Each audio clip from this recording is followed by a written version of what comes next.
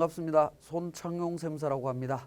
자, 우리 세무사랑 프로 활용 레시피에서 2019년 귀속 연말정산편을 정리하도록 하겠습니다. 자, 2019년 귀속 연말정산 관련되는 주요 개정세법부터 먼저 정리하겠습니다. 자, 첫 번째 개정사항이 되겠습니다. 근로소득 지급명세서 허위기재자 처벌 규정을 명확하게 했습니다. 근로장려금 부정수급 목적인 경우로 한정했다라는 부분입니다.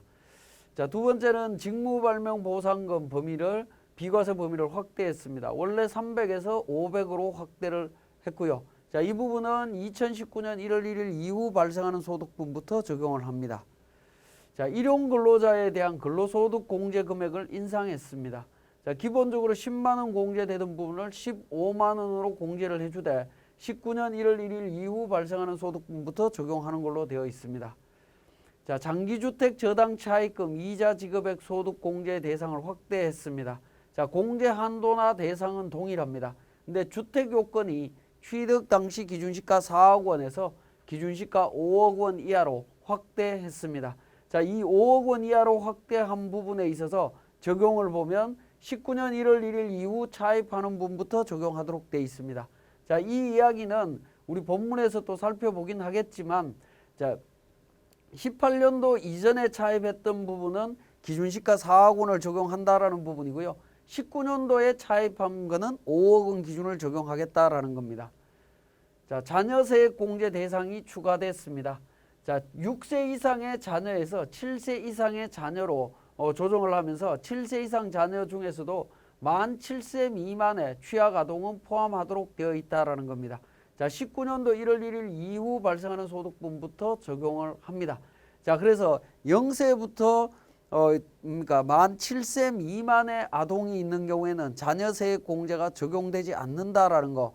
자, 동일한 조건일 때 작년도에 2018년도의 근로소득과 2019년도의 근로소득 또 소득공제나 세액공제가 동일하다라고 이야기했을 때 단지 차이가 0세부터 6세 사이에 자녀가 있는 경우로 따진다라고 하면, 자, 한 명일 때와 두 명이 있다라고 했을 때 동일한 조건일 때 19년도에 연말정산으로 인해서 납부해야 될 세액이 증가한다라는 부분입니다. 자, 그 부분 주의하실 필요가 있습니다.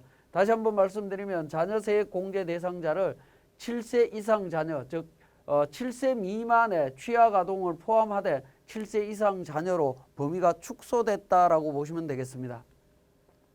기부금 세액 공제를 확대했습니다. 원래 2천만 원 이하의 기부금에 대해서 15% 세액 공제해주는 기준금액이 2천만 원이었는데 지금은 이제 1천만 원입니다. 1천만 원 이하는 15%, 1천만 원 초과분에 대해서는 30% 적용을 해주고 있습니다.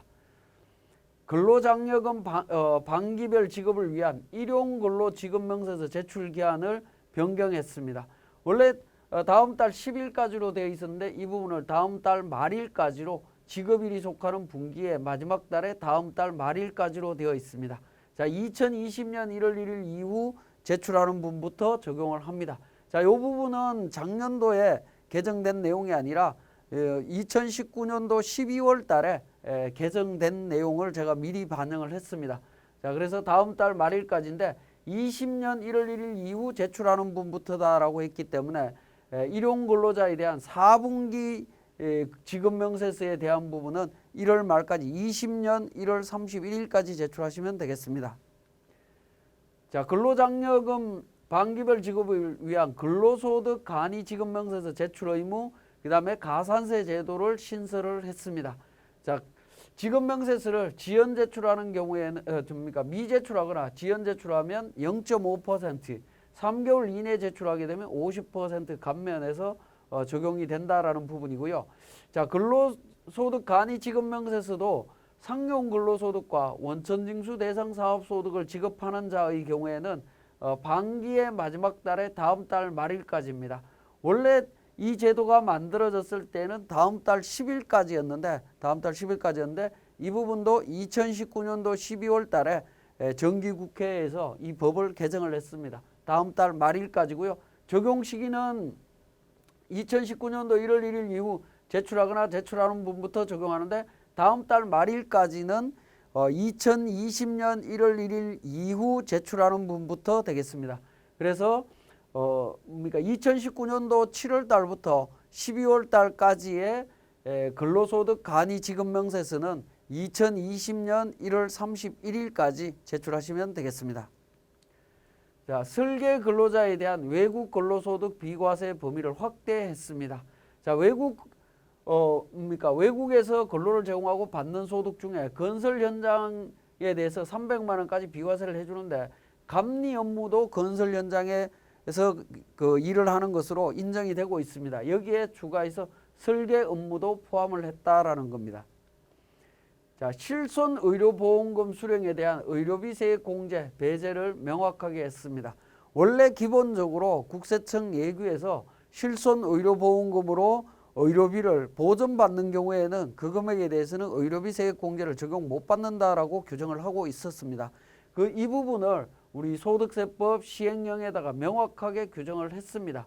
근로자가 직접 부담하는 의료비로서 의료비 세액 공제 대상에서 실손 의료보험금으로 보전받은 금액은 제외한다라고 명확하게 했고요.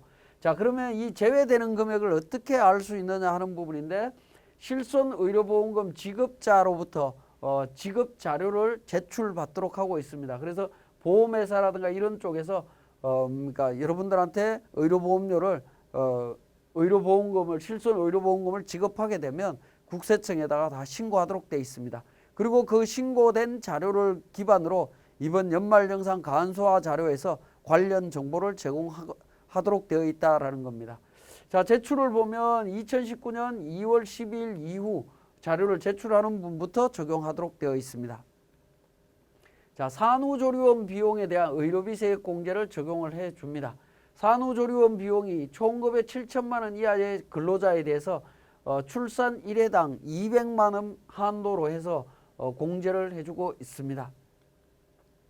자, 중소기업 취업자 소득세 감면 적용 기한을 연장했습니다. 연장하면서 그 감면 신청을 원천징수 의무자한테 신청하는 부분을 원천징수 의무자나 관할 세무서에 감면 신청할 수 있도록 했습니다. 자, 소기업 소상공인 공제 부금, 즉 노란우산 공제와 관련되는 부분인데, 자, 부동산 임대소득에서 발생되는 부분에 대해서는 제외하도록 규정을 개정을 했습니다. 자, 부동산 임대 부분에 대해서는 적용이 안 된다라는 거. 자, 부동산 임대 부분이 적용이 안 되는데 적용 시기를 보면 19년 1월 1일 이후 소기업 소상공인 공제 부금에 가입하는 경우부터입니다. 그러니까 기존 가입자는 부동산 임대업에서도 공제가 가능하다라는 겁니다. 납입분부터 적용하는 것이 아니라 가입하는 경우부터 적용하기 때문에 이 부분도 실제 적용하실 때 좀 주의하실 필요가 있겠습니다. 자, 그 다음에 박물관, 미술관 입장료, 신용카드 소득 공제를 확대했습니다. 자, 기존에 그러니까 그 박물관이나 미술관 입장료를 30% 공제해 주는 걸로 추가했고요. 도서공연, 박물관, 미술관 사용분에 대해서 30%를 공제를 해주는데 총급여 7천만 원 이하자에 대해서만 적용을 하고 있습니다. 자, 그리고 공제 한도에서도 도서공연 사용분에 박물관, 미술관을 합쳐서 추가 한도 100만 원을 적용을 해주고 있습니다. 자, 면세점 사용금액에 대한 신용카드 사용금액 소득공제를 적용을 배제했습니다. 자, 그래서 면세점, 시내나 출국장 면세점, 기내 면세점, 지정 면세점 뭐 이런 쪽에서 신용카드 사용한 부분에 대해서 신용카드 사용금액 소득공제를 적용을 배제하도록 규정을 했습니다. 자, 외국인 근로자에 대한 과세 특례 적용 기한을 연장했습니다. 19% 단일 세율 적용할 수 있는 부분을 2021년 12월 31일까지로 연장했다라는 겁니다. 자, 외국인 기술자 소득세 감면을 확대했습니다. 2년간 50% 감면하는 규정을 5년간 50% 감면해 줍니다. 자, 근데 이 적용 시기를 보면 19년 1월 1일 이후 최초로 근로를 제공하는 분부터 적용을 합니다. 그러면 18년도에 근로를 제공하면서 적용받던 분들은 2년간 50% 감면입니다. 그리고 19년도에 새로 최초로 근로를 제공하고 적용받는 분들은 5년간 50% 적용된다라는 점 구분해서 기억하셔야 됩니다. 자, 성과 공유제 중소기업 경영 성과 세제 지원을 신설을 했습니다. 자, 우리가 경영 상태가 좋아서 영업이익이 생겼다라고 하면 그 부분에 대해서 경영성과급을 지급할 때 10%에 대한 부분을 세액 공제해 주겠다라는 부분입니다. 자, 이 부분은 임원이나 총급여 7천만 원 이상인 경우에는 제외하고 적용을 해주고 있습니다. 자, 월세 세액 공제 대상 범위를 확대했습니다. 자, 기존 대상 근로자는 동일합니다. 그런데 주택에서 국민주택 규모 이하의 주택 임차만 적용되던 부분을 국민주택 규모 이하뿐만 아니라 기준시가 3억 원 이하의 주택 임차도 적용을 해준다라는 겁니다. 자, 국민주택 규모 이하인 경우에는 무조건 적용이 되겠지만 국민주택 규모를 초과하더라도 주택의 가격이 3억 원 이하다라고 하면 이 부분에 대해서 인정해 주겠다라는 겁니다. 자, 이 월세세액 공제 대상 확대 규정은 지방인 경우에는 많이 적용받을 수 있을 걸로 보여집니다. 자, 다음은 이제 2019년도 연말정산 주요 개정안이 되겠습니다. 2019년도 7월 달에 정부에서 발표한 개정세법 기준과 2019년도 12월 달에 세법 개정된 내용을 합쳐서 말씀을 드리도록 하겠습니다. 자, 먼저 제로페이 사용 금액에 대한 소득 공제 범위가 확대됐습니다. 이 부분에 대해서 이제 소득 공제를 해주겠다라고 했는데 제로페이 사용 금액에 대해서 30%, 당초 세법 개정안에는 40%로 되어 있었습니다만은 지금은 이제 30%로 범위가 축소되었다라고 보시면 되겠고요.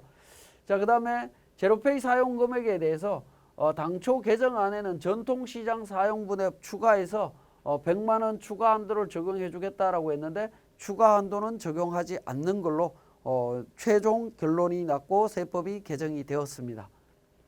자, 근로소득 간이지급명세서 제출 대상 소득 범위가 조정이 됐습니다. 간이지급명세서가 원래 반기 근무분에 대해서 지급하도록 되어 있었습니다. 자, 예를 들어서 6월달 근로소득을 7월달에 지급하면 6월달에 지급한 걸로 보고 간이지급명세서를 제출하도록 했습니다. 자, 이런 경우에 이제 문제점은 6월달에 제출했는데 7월달에 실제 근로소득 지급할 때 금액이 달라지면 어떻게 할 거냐, 뭐 이런 문제점들이 발생을 했습니다. 금액이 달라질 경우에는 수정 제출해야 된다, 이렇게 규정을 했던 부분을 그거는 납세 의무자한테 너무 가혹하다라는 그러니까 민원이 제기되었기 때문에 이 부분을 반영을 해서 개정안에서는 반기 동안 지급한 소득에 대해서만 합니다. 자, 12월 달 급여를 다음 연도 1월 달에 지급을 하게 되면 12월 달까지 지급한 소득에 대해서만 간이지급명세서를 제출하시면 되겠습니다. 자, 이 부분도 20년 1월 1일 이후 제출하는 분부터 적용하는 걸로 되어 있습니다. 자, 지급명세서 제출 기한을 연장했습니다. 자, 분기의 마지막 달에 다음 달 10일, 상용근로자 간이지급명세서도 반기의 마지막 달에 다음 달 10일까지로 되어 있었는데 이 부분을 일용근로자는 분기의 마지막 달에 다음 달 말일까지, 상용근로자에 대해서도 반기의 마지막 달에 다음 달 말일까지로 되어 있습니다. 이 부분은 정기국회에서 최종적으로 확정이 되었고요. 2020년 1월 1일 이후 제출하는 분부터 되어 있습니다. 자, 그러면 19년도 관련되는 부분이 2020년도 1월 달에 제출하는 분이기 때문에 1월 말까지 제출하시면 되겠습니다. 19년도 4분기 일용근로지급명세서 1월 말까지, 20년 1월 말까지. 자, 상용근로자에 대한 간이지급명세서 20년 1월 말까지 제출하시면 되겠습니다. 자, 기부금 2월 공제 계산 방법도 조정을 했습니다. 당초에는 기부금을 당해 연도에 지출한 기부금부터 공제를 하고 2월 된 기부금을 한도 미달되는 범위 내에서 공제해 주는 걸로 되어 있었습니다. 자, 이 부분을 순서를 바꿔서 2월 된 기부금부터 우선 공제하고 남는 부분이 있다면 당해 연도부터 적용하겠다라는 부분입니다. 자, 이 부분은 20년 1월 1일 이후 과세표준을 신고하는 분부터 적용하도록 되어 있습니다. 자, 기부금이 원래 그러니까 기부를 하는 사람들은 계속 기부를 하도록 되어 있습니다. 거의 대부분은 계속 기부를 하고 있습니다. 그런데 기부를 냈는데 한도 초과로 인해서 2월 되는 케이스 같은 경우에는 자, 현행 기준대로 간다라고 하면 당해 연도에도 2월이 발생이 되고 기존에 2월 금액이 있다라고 하면 기존에 이월된 부분은 공제받지도 못하고 이월되는 10년 동안 이월되는 기간이 단축되는 효과가 나타나고요. 계속 기부를 하는 경우에는 결국에는 과거에 이월된 부분들은 이월에서 공제 적용을 아예 적용 못 받는 경우들도 발생을 합니다. 그러한 불합리한 점들을 개선하기 위해서 이월된 금액부터 먼저 공제를 하고 발생분에 대해서는 그러니까 공제를 못 받는다면 이월해서 실질적으로 이월되는 효과를 발생시키는 부분입니다. 우리 재고자산 평가할 때 선입선출법을 적용할 거냐 후입선출법을 적용할 거냐 하는 문제였는데 기존 제도의 이월 공제가 후입선출법 방식이었다면 개정안은 개정된 내용은 그러니까 선입선출법 방식이고 이게 합리적이다라고 보시면 되겠습니다. 예, 이번 시간에는 우리 세무사랑 프로 사원 등록에 있는 부양가족 명세에 대한 설명입니다.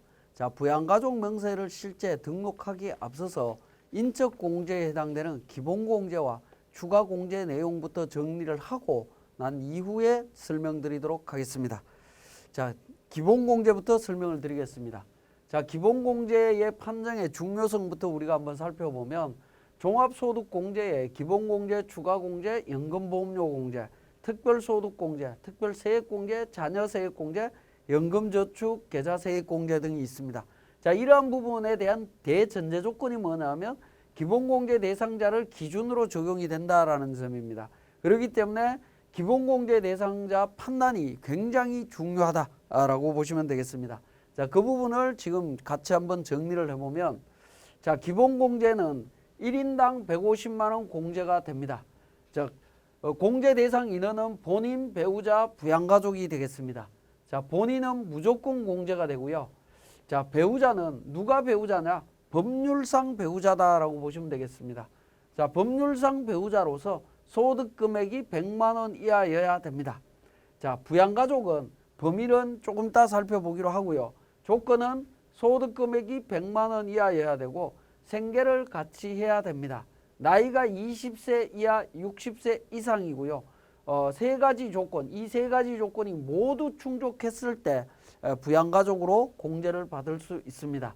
그래서 본인과 배우자, 부양가족 인원수 전부 다 해서 곱하기 150만 원에서 공제를 받을 수 있다라는 겁니다.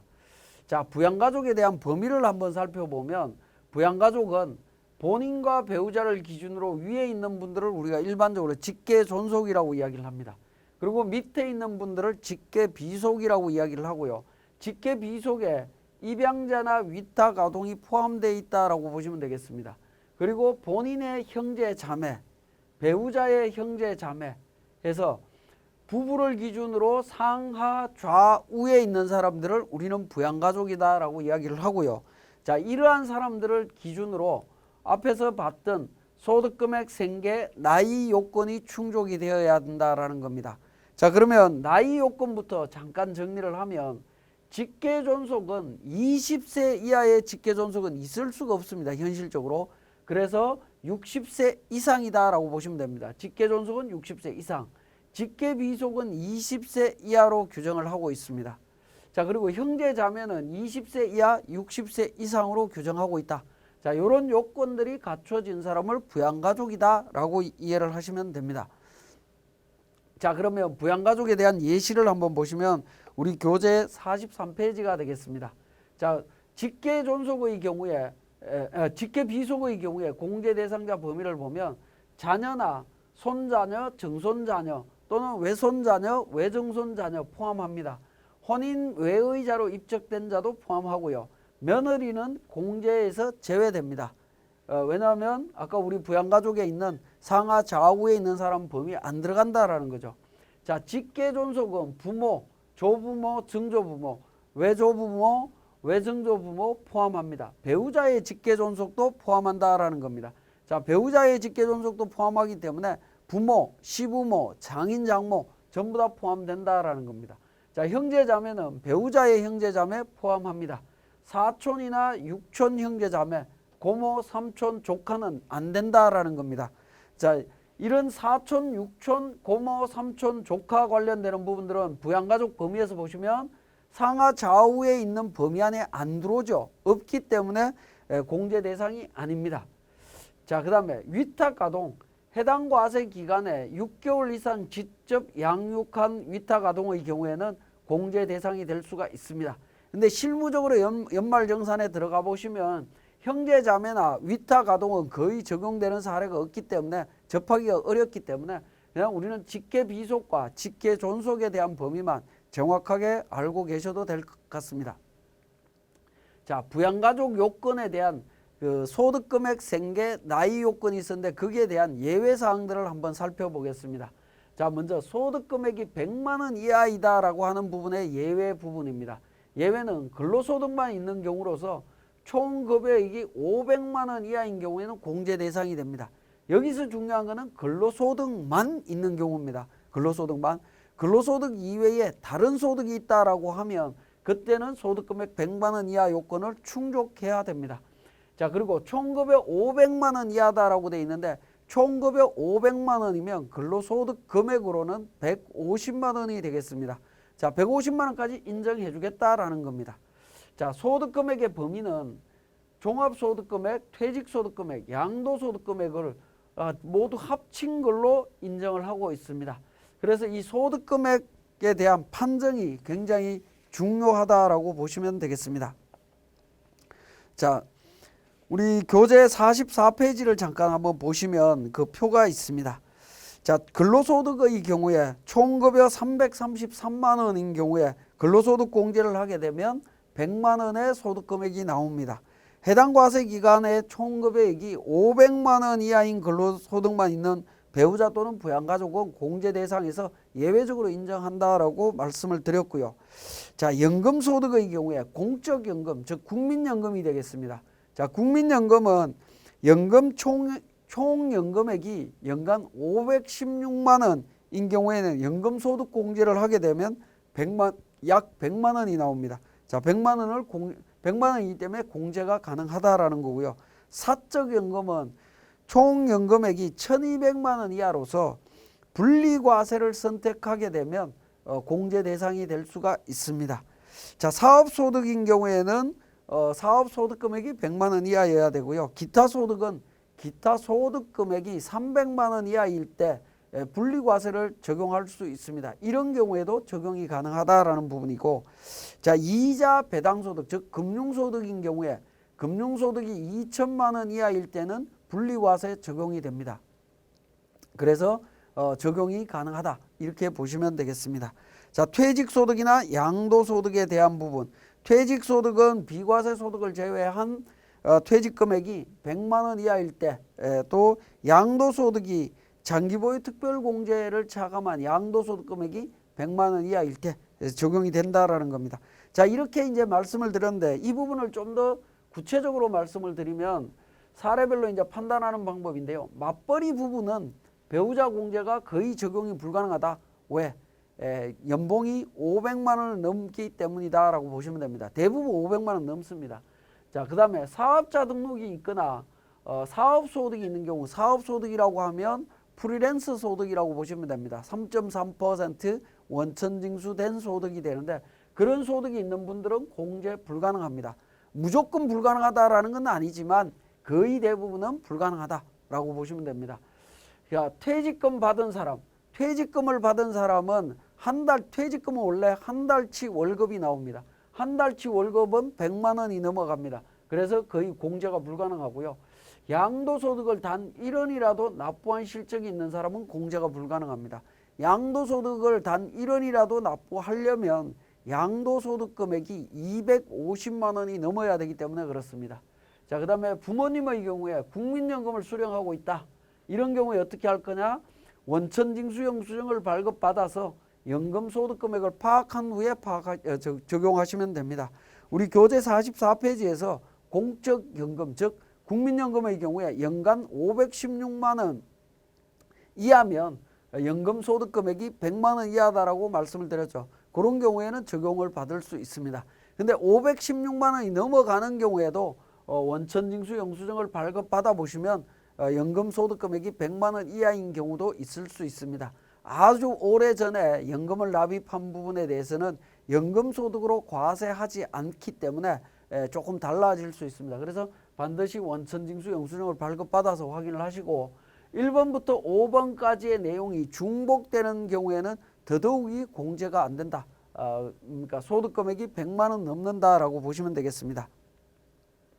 자, 생계 요건이 되겠습니다. 생계 요건은 직계존속의 경우에 주거 형편상 별거할 때 공제를 해주겠다라는 거고요. 해외 거주 시에는 불가능합니다.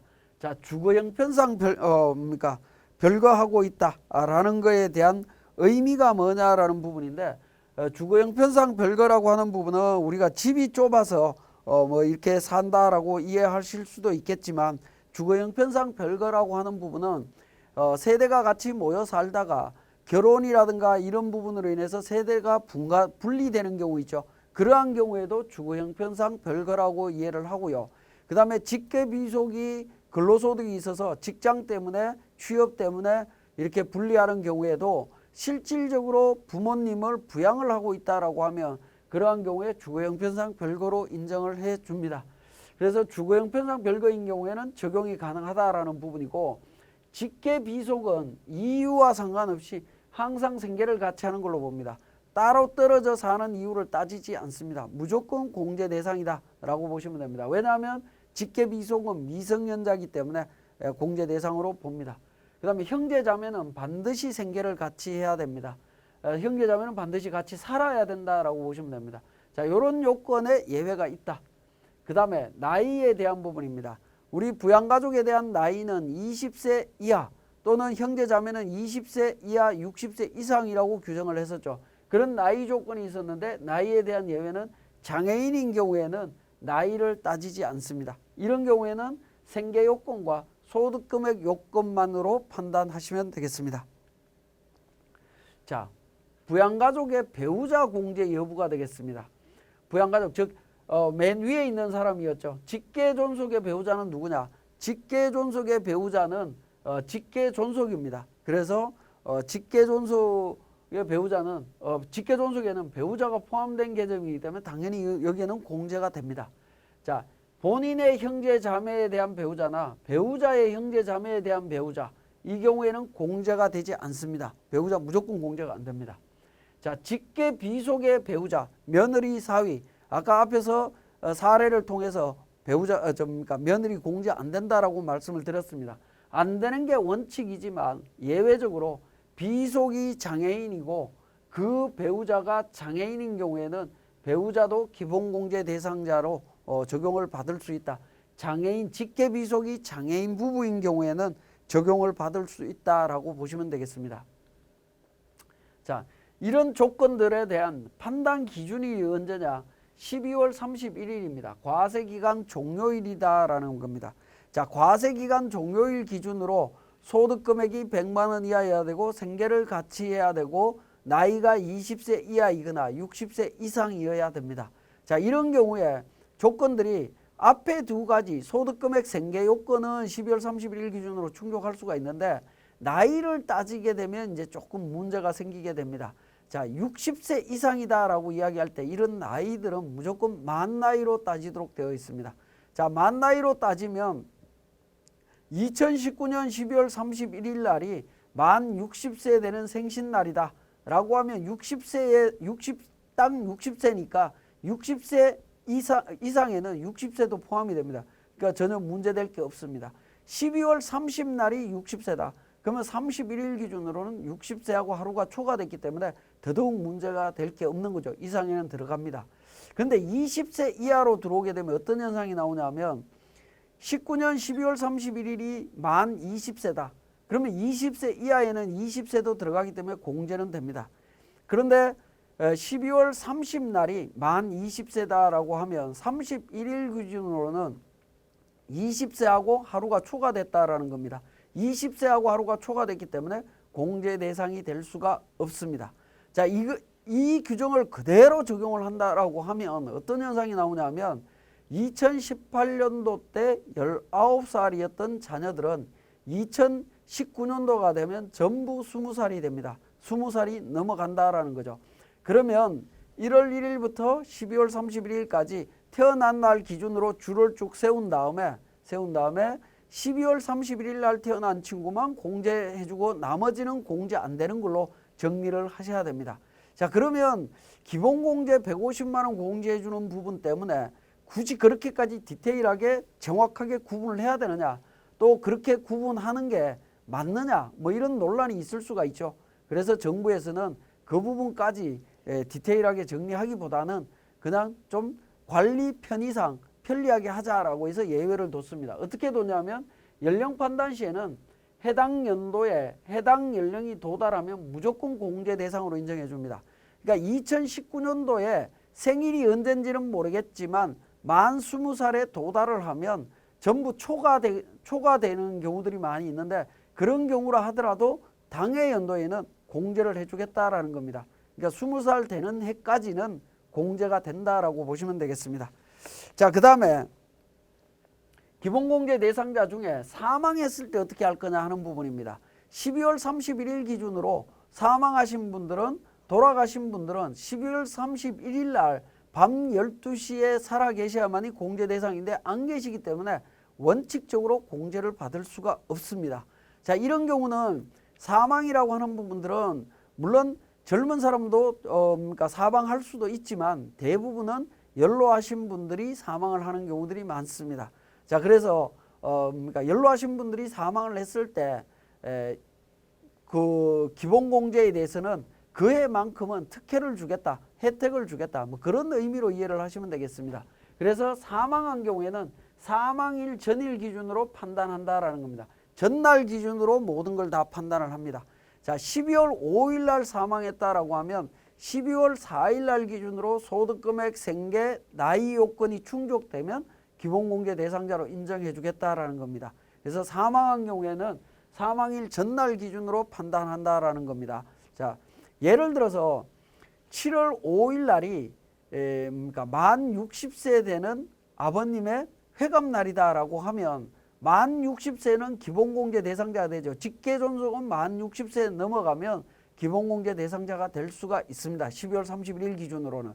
그런데 7월 5일 날 회갑날 가족들끼리 모여서 식사하고 재밌게 보내려고 약속 장소로 이동을 하다가 불의의 사고로 아버지가 사망을 하셨다. 이렇게 되면 7월 4일 기준으로 판단해야 되기 때문에 돌아가신 날 전날 7월 4일 기준으로 판단하면 59세하고 364일째 되는 날이 됩니다. 그렇기 때문에 기본공제 대상자가 될 수가 없습니다. 그래서 반드시 사망했을 때는 사망일 전일 기준으로 판단하셔야 된다는 거 기억하시고요. 자, 그러면 사망일 전일 기준으로 판단한다라는 것에 대한 사례를 한번 보면 19년 1월 1일 날 연세가 90인 할아버지가 사망했을 시에 할아버지를 기본공제 적용할 수 있느냐 하는 부분입니다.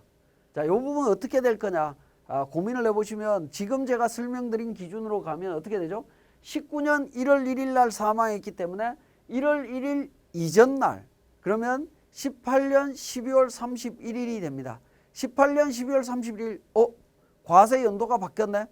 그러면 공제 불가 이렇게 생각하는 경우들이 많습니다.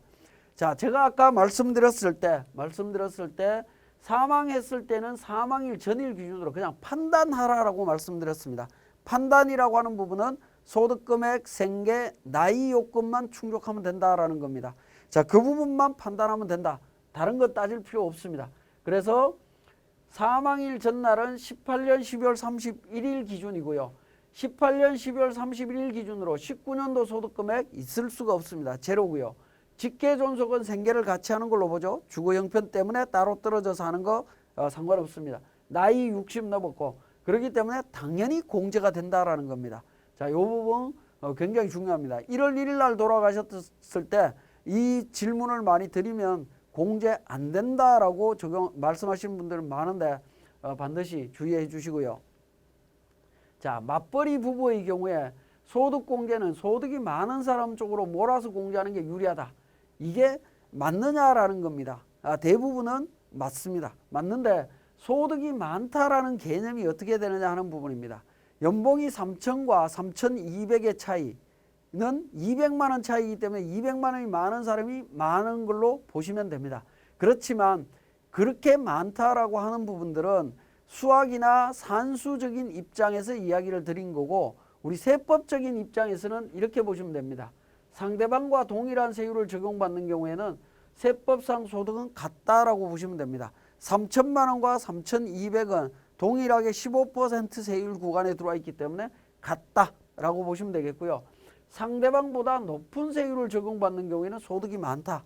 3천만 원과 5천만 원 또는 1억이라고 하는 숫자, 뭐 이렇게 차이가 난다라고 하면 소득이 많다라고 보시면 됩니다. 자, 우리 건물로 따지면 이런 케이스라고 보시면 되죠. 3층과 그러니까 10층에 있는 경우, 그런 경우에 높낮이를 따질 때 차이라고 이해를 하시면 되겠습니다. 자, 그러면 비슷한 구간에 있는 경우에는 한쪽으로 몰아서 공제하면 되느냐는 건데, 이런 경우에는 적절하게 안분을 하는 게 유리하다라는 거고요. 자, 높은 세율을 적용받는 경우에는 높은 사람한테서 몰아서 공제를 하되, 그러니까 적용 세율 구간이 낮아지면 상대방 세율 구간까지 내려왔을 때는 적절하게 또 안분해서 같이 내려가시면 됩니다. 자, 건물에서 와이프가 3층에 있고 제가 7층에 있습니다. 그럼 7층에서 엘리베이터를 타고 내려오면서 3층에 내려오면 문이 열리게 되면 와이프하고 같이 타고 1층으로 같이 내려가야 되죠. 이게 합리적인 방법이다라는 겁니다. 그것처럼 소득이 많은 사람 쪽으로 몰아서 공제하되 상대방 배우자와 동일한 세율 구간에 들어오면 적절하게 안분해야 된다라는 겁니다. 자, 8번째는 동일인이 배우자 공제와 부양가족 공제를 동시에 적용받는 경우가 되겠습니다. 이때 어떤 걸 적용할 거냐는 부분인데, 장남이 아버지와 어머니를 모시고 삽니다.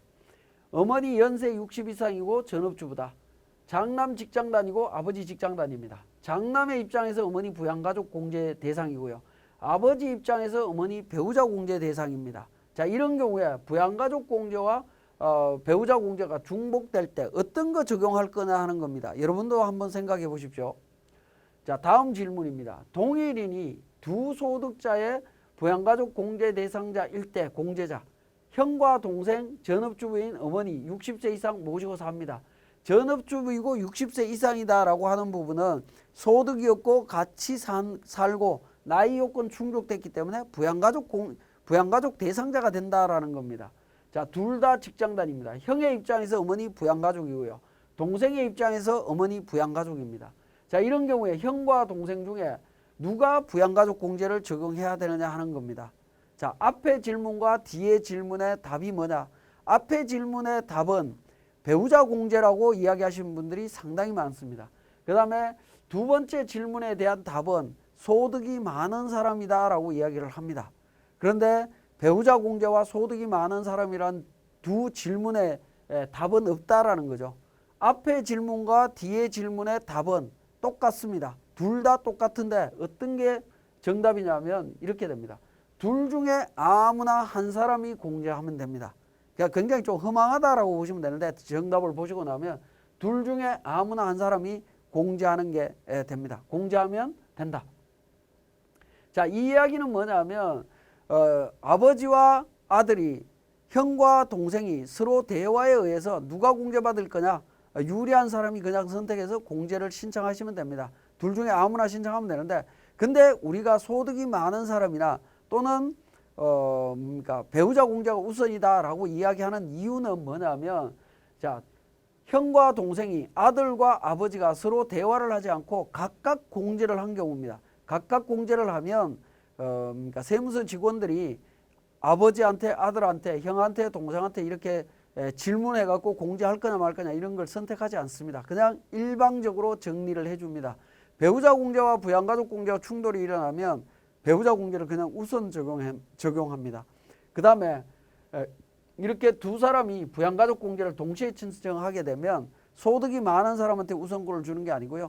작년도에 소득 공제 받았던 사람한테 우선권을 줍니다. 작년도부터 부양했던 사람한테 우선권을 주고, 그 다음에는 소득이 많은 사람한테 우선권을 줍니다. 그런 형태로 정리되도록 되어 있다라는 겁니다.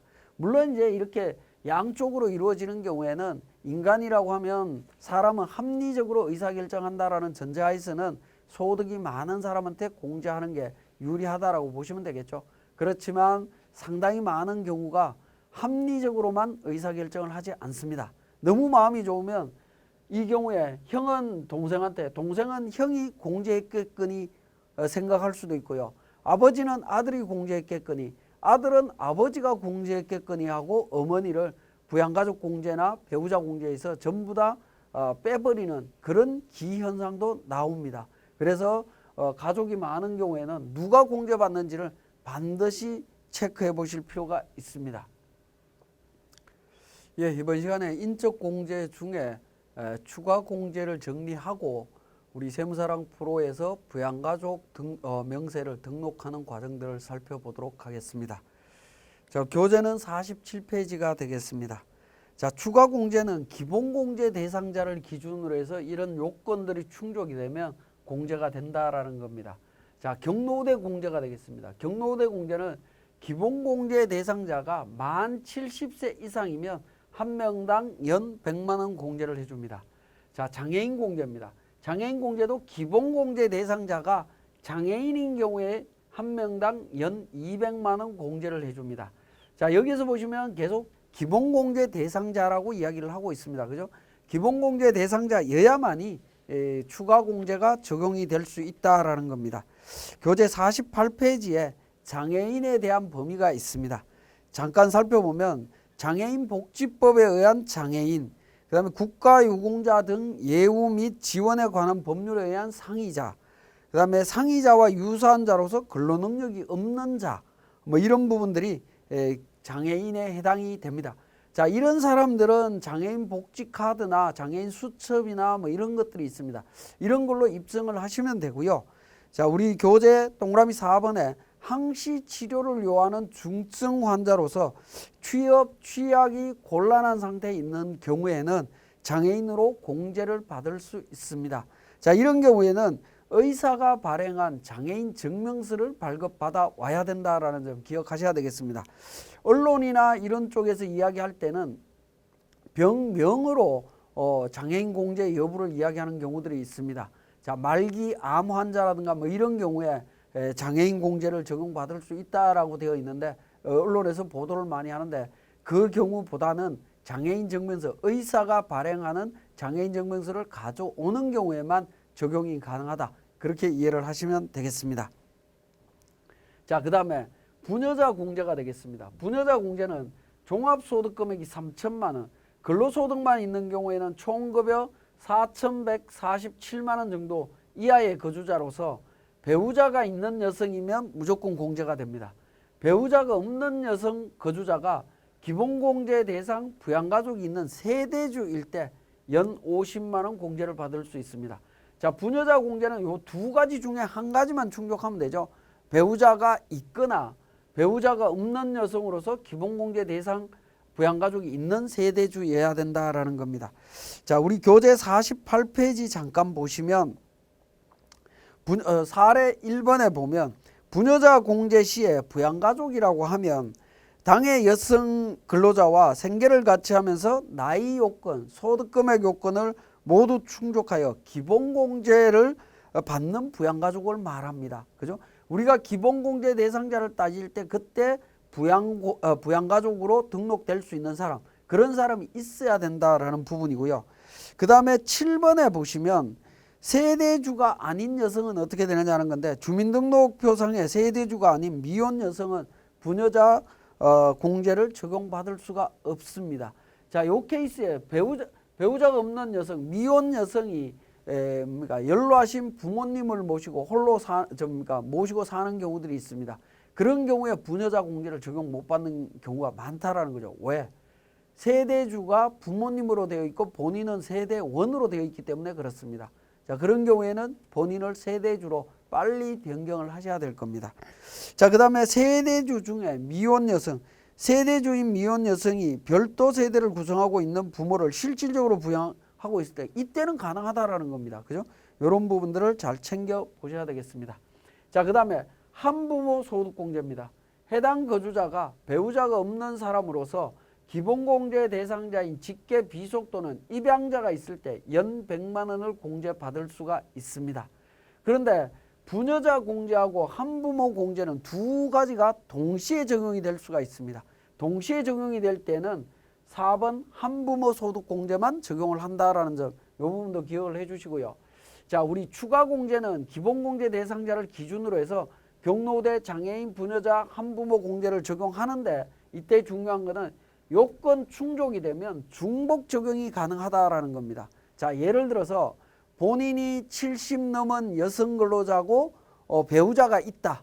그리고 장애가 있다면 경로대 공제, 장애인 공제, 부녀자 공제도 가능하겠죠. 그죠? 그러면 어떻게 됩니까? 100만 원, 200만 원, 50만 원에서 350만 원이 추가로 공제가 가능하다. 한 사람을 기준으로 세 가지가 동시에 적용이 될 수도 있다라는 겁니다. 그죠? 세 가지가 동시에 적용이 될 수 있기 때문에 자, 기본 공제와 달리 추가 공제는 중복 적용이 가능하다라는 겁니다. 자, 그리고 부양가족 중에 장애인이 있는 경우에 소득이 없다. 장애인의 소득이 없는 경우에 소득공제나 세액공제 적용 여부를 한번 살펴보면 기본공제, 장애인에 대해서는 기본공제 무조건 적용이 되죠. 나이에 제한이 없습니다. 그죠? 나이에 제한 없이 연 150만 원. 소득금의 요건만 충족되면 됩니다. 근데 소득이 없다라고 전제를 깔았죠. 자, 추가공제, 장애인공제 200만 원 됩니다. 자녀세액공제, 우리 뒤에서 공부하겠지만 자녀세액공제, 장애인 1명 있으면 15만 원, 2명이면 자녀 2명일 때, 3명일 때 적용을 받을 수 있는데 기본공제 대상자로 7세 이상으로 20세 초과자도 적용이 됩니다. 그죠? 20세 넘어가도 장애인은 나이에 상관없기 때문에 기본공제 대상 자녀로 들어오기 때문에 공제가 가능하다. 자, 보험료도 장애인 전용보장성 보험을 가입했다라고 하면 100만 원 납입액을 기준으로 해서 15% 세액공제가 가능합니다. 의료비 지출액에 대해서 전액 세액공제가 가능하다. 지출액의 15%를 공제 가능하다라는 겁니다. 그 다음에 교육비에 대해서 장애인 특수교육비 전액 대상이 되고요. 의료비에 대해서도 15% 됩니다. 총급여 3% 초과 의료비 중에 장애인 의료비는 전액 공제 대상이 됩니다. 그래서 장애인에 대한 전체적인 내용들이 적용될 수 있는 내용들을 하나의 표로 모아봤습니다. 그 내용이 49페이지에 표로 정리되어 있습니다. 자, 그러면 우리 기본공제 대상과 추가공제와 관련되는 사항을 우리 세무사랑 프로 부양가족 명세에서 등록하는 과정들을 살펴보겠습니다. 자, 교재 41페이지가 되겠습니다. 우리 사원 등록, 세무사랑 프로의 사원 등록에서 기본사항 다음 탭에 있는 부양가족 명세가 되겠습니다. 자, 이 부양가족 명세는 직원별로 기본공제 대상자 및 추가공제 대상자 정보를 등록하는 곳이라고 이해를 하시면 되겠습니다. 자, 기본공제 대상자인 부양가족의 인적사항과 추가공제 여부를 하나하나 등록하게 됩니다. 자, 기본공제 대상자 중에 자녀세액공제 적용 여부도 관련되는 정보를 입력하는 곳이라고 보시면 되겠고요. 만약에 부양가족 명세에서 사원 등록에 있는 부양가족 명세에서 누락된 공제 대상자가 있는 경우에 연말정산할 때는 어떻게 되는지 하는 부분인데 이 부양가족 명세에 추가로 등록을 하셔도 되고요. 아니면 우리 교재 참고사항에 있듯이 사원 등록에 있는 부양가족 명세에서 등록을 못했다라고 하면 연말정산할 때 연말정산관리에 연말정산 추가자료 입력이라고 하는 메뉴를 통해서 메뉴에 있는 부양가족 탭이 있습니다. 이 부양가족 탭에다가 직접 등록을 하셔도 됩니다. 이 부양가족 탭에 연말정산 추가자료 입력이라고 하는 부양가족 탭에 등록을 하게 되면 우리 사원 등록에서 등록한 그러니까 부양가족 명세 탭에 자동으로 등록이 된다라고 보시면 됩니다. 양쪽 부양가족 명세는 자동으로 데이터가 공유된다. 그렇게 이해를 하시면 되겠습니다. 그 내용이 우리 41페이지에 있는 내용이고요. 자, 그러면 우리 교재 49페이지가 되겠습니다. 자, 49페이지에 보시면 자, 우리 사원, 백두산 사원을 기준으로 해서 한번 보시면 부양가족 명세에 사원 등록에 있는 부양가족 명세의 탭에서 등록을 하게 되는데 자, 연말 관계라고 되어 있습니다. 12월 31일자 기준으로 소득자와의 관계를 정리를 해주시면 됩니다. 이 관계 코드는 바로 밑에 있죠. 연말 관계라고 해서 0번은 소득자 본인, 그 다음에 1번 소득자의 직계존속, 2번 배우자의 직계존속, 3번 배우자, 4번 직계비속, 자녀나 입양자를 말하는 거고요. 5번 직계비속인데 자녀나 입양자 이외의 직계비속, 즉 위탁아동이다, 위탁아동에 해당이 되거나, 위탁아동은 8번으로 나와 있죠. 8번으로 나와 있고, 자녀나 입양자 이외의 직계비속, 즉 손자, 손녀 관련되는 부분이죠. 그 부분에 대한 정보가 있다면 등록하시면 됩니다. 자, 그 다음에 6번에 형제, 자매, 그 다음에 7번 수급자, 그 다음 8번 위탁아동 해서 이렇게 등록하도록 되어 있습니다. 등록하도록 되어 있고요. 자, 관계를 통해서 성명과 내국인, 외국인, 주민등록번호, 그러니까 인적사항을 등록하시면 됩니다. 자, 주민등록번호를 입력하게 되면 나이가 자동으로 결정이 됩니다. 자동으로 우리 세무사랑 프로에서는 계산을 해주고요. 그 다음에 기본공제라고 하는 부분이 있습니다. 기본공제에 대한 정보를 등록하시면 됩니다. 본인, 배우자, 부양가족인데, 자, 본인, 배우자 관련되는 부분, 본인은 이제 자동으로 선택이 되는 부분이고요. 1번이고요. 2번은 배우자, 3번은 20세 이하, 4번은 60세 이상, 5번 장애인, 6번 기초생활 대상자, 7번 자녀장려금 대상자, 뭐 이렇게 해서 등록을 해주시면 됩니다. 관련되는 부분 등록해 주시면 되겠고요. 혹시나 기본공제 대상자는 아니지만 추후에 연말정산 시에 의료비, 교육비, 세액공제 적용을 받는, 즉 특별세액공제를 적용받아야 되는 경우가 있는 경우에는 기본공제 대상자의 부로 선택해서 미리 등록을 해 주셔야 된다는 점 또 말씀을 드리겠습니다.